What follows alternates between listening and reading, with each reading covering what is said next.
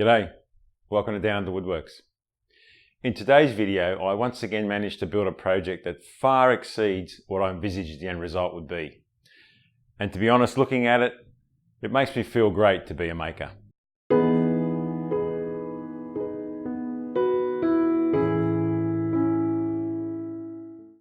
The motor and controller for the grinder is from an old treadmill I found on the side of the road. The motor is a 600 watt DC motor, so hopefully that's enough for the grinder. These are the steel rollers for the rotating mat, and the bearings in them are just the perfect size for the front idler wheels of the grinder, so I'll be using them too. The motor is incredibly smooth with no vibration whatsoever, even at full speed, and it's just sitting on the bench there under its own weight.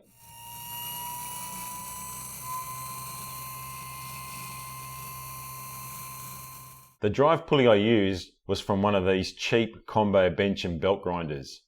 The centre hole in the pulley was about 1.5 millimeters smaller than the motor shaft, so I enlarged it using a round file in my drill press.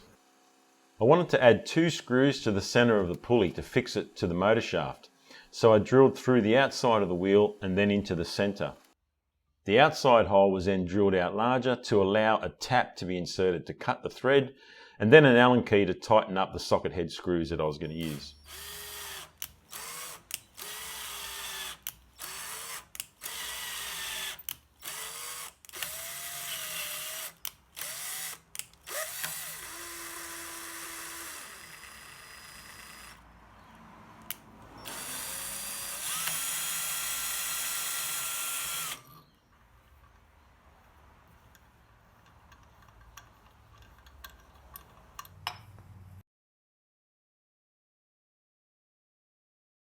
With the pulley fitted, I ran the motor and used an old file with the end ground flat to shape and smooth the pulley surface.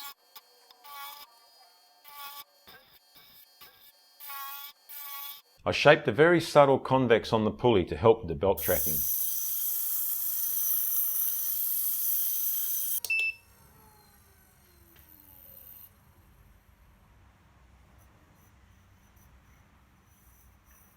The next parts to make were the 2 front idler or contact wheels. To remove the bearings from the treadmill rollers, I used a long steel rod and tapped them out with a hammer. I then started cutting out the discs that were going to be glued together to make the wheels. I needed 8 all up, and I cut them out with a 75mm hole saw.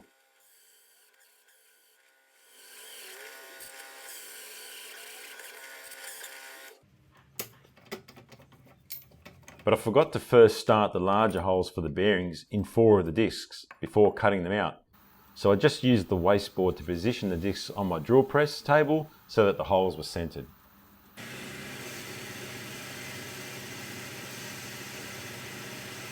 The closest size I had to the bearings was about 1 millimeter or 2 too small. So I made up this rough and ready jig using the end of one of the steel rollers, so I could use a straight bit in the router table to enlarge the holes to the right size.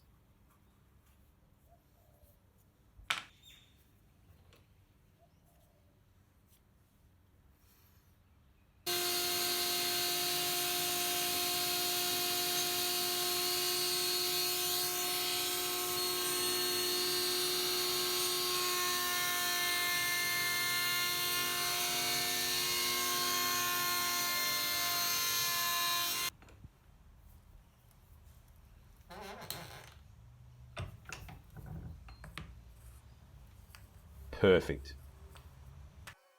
Then using one of the 12mm shafts from the steel rollers, I started laminating the wheels together.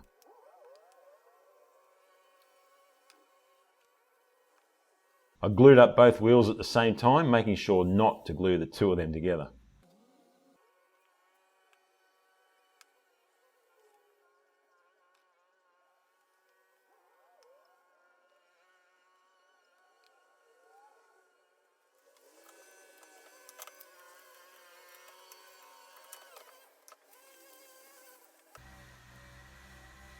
It was now time to make the body of the grinder, so I made a mock-up of it with a belt made out of masking tape so I could get some measurements. I started on the front attachment, which was going to be a standard flat platen attachment. The plate for mounting the 2 idler wheels and the platen was made from 2 layers of 18mm ply for rigidity and a horizontal arm made from 50mm square solid timber.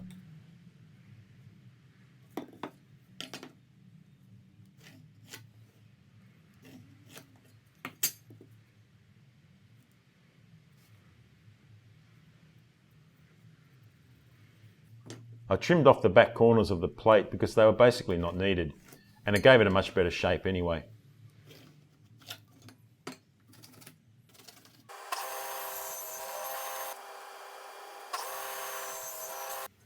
The plate was going to be attached to the arm with a fixed bolt hole at the front and a routed radial slot for the rear mounting bolt, which would allow the plate to swivel. Not sure I'll ever use it, but it's good to have.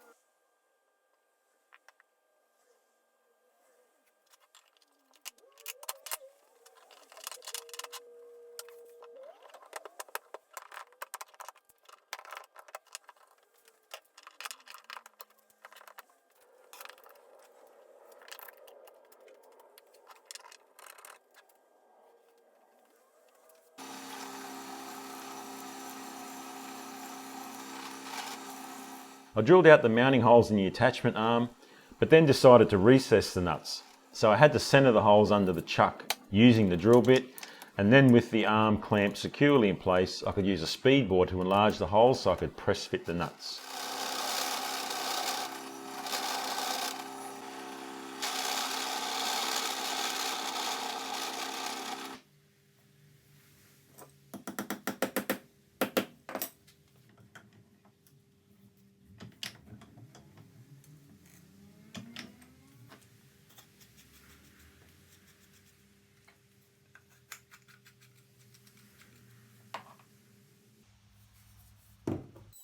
I then rounded over all the edges.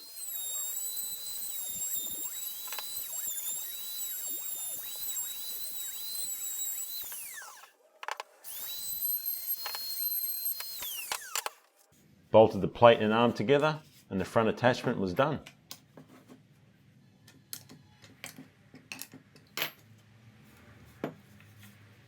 So I tried to remove the bearings from these wheels that I've made up, but when I tried to remove the bearings, the MDF kind of delaminated, even though it's not laminated, but kind of delaminated very easily, and that had me thinking, well, that possibly could have happened while the wheels were being in use under load and speed. So I'm going to remake them, and I'm going to remake them out of ply. Exactly the same process, just be made of ply.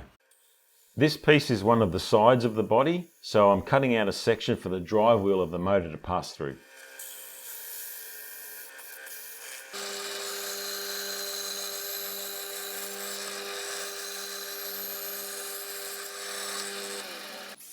Then it was just a matter of building a box section around the attachment arm. I'm using the arm itself to space the two sides apart while I screw on this top piece.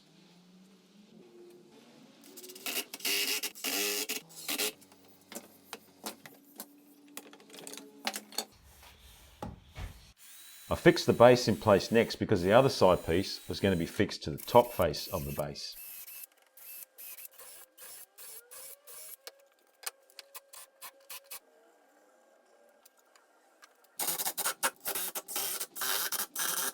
I got a bit excited with the build and glued and screwed the other side piece at the top and forgot to put glue on the bottom edge.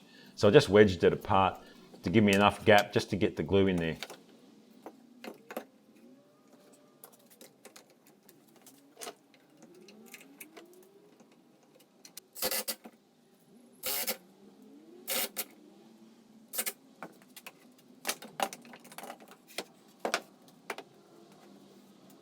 I glued and screwed the last piece in place off camera, and you can see here the tight fit of the arm in its housing, which is exactly what I was going for. I coated the arm in my favourite beeswax from Mind Your Beeswax, and you can see here there's no play whatsoever between these parts. To finish off the body of the grinder, I added 3 right angle gussets to keep everything square and super sturdy.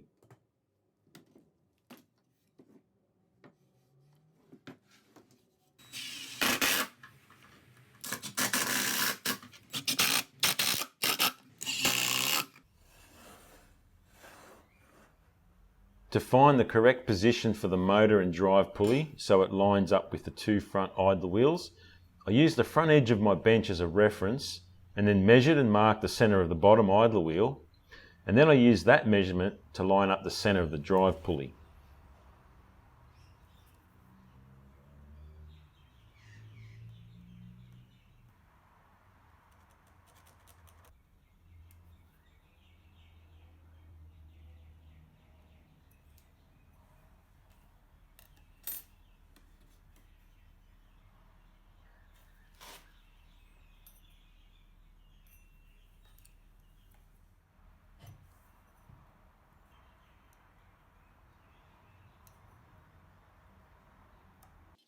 Once I had the position marked, I drilled out the 4 bolt holes and countersunk them on the bottom so they'd sit flush.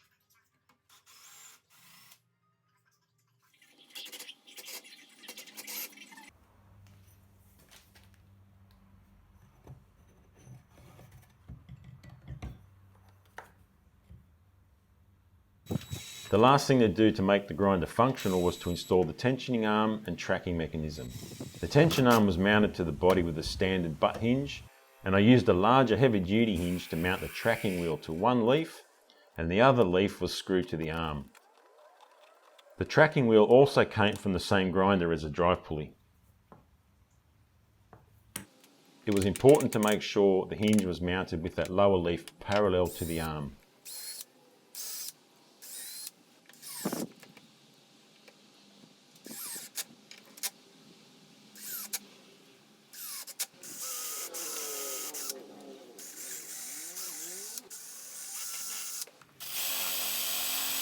The adjustment for the tracking wheel was via a length of threaded rod running through a T-nut. The other end of the threaded rod had a tri-wheel knob attached. A gas strut was used to provide the tension to the arm, and that was mounted using 2 small aluminium brackets.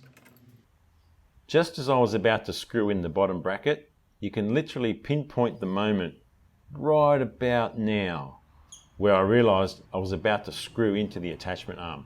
So I marked a line where the arm was and made sure I stayed below that. With my order of belts arriving, the grinder was finally ready for one last important task. I used the John High's method of truing up the wheels by using a chisel and a temporary bracket. You can see the belt moving back and forth on the wheel as I smooth it out and get it flat.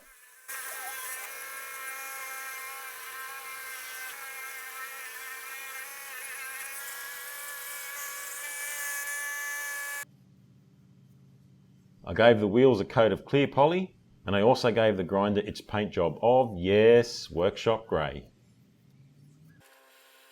The platen was fairly basic and straightforward. It was made from a piece of 50mm steel angle.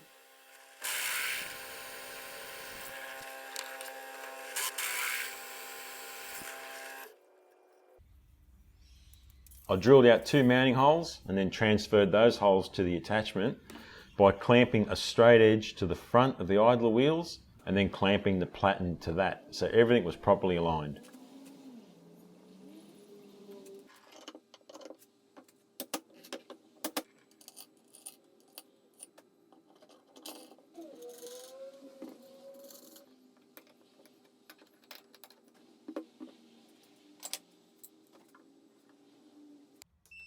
Finally, I mounted the controller and that was it. I've got to tell you, to see the grinder running at full speed with no vibration whatsoever and the belt tracking perfectly was very satisfying.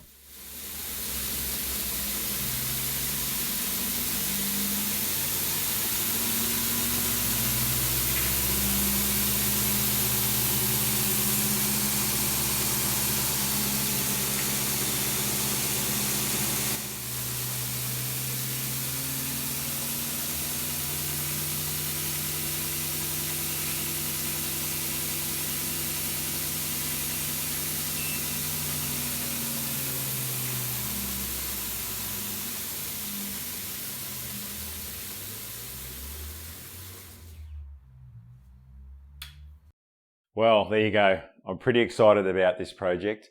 It's right up there with the wooden chopper bike. And I've got to say, I think I've been bitten by the bug to build my own machines.